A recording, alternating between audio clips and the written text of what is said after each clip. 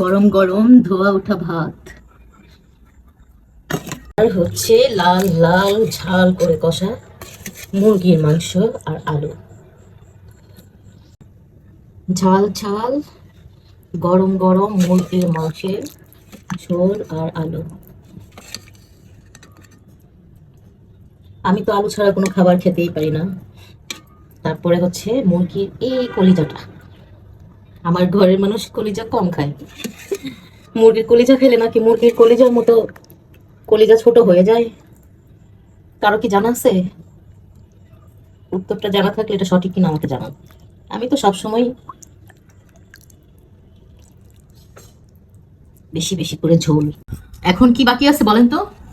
এখন যাবে একটা নিব লেবু, তারপরে আমি কাঁচা পেঁয়াজ খেতে খুবই পছন্দ করি মাংসের সাথে, আর একটা হচ্ছে গ্রিন চিলি।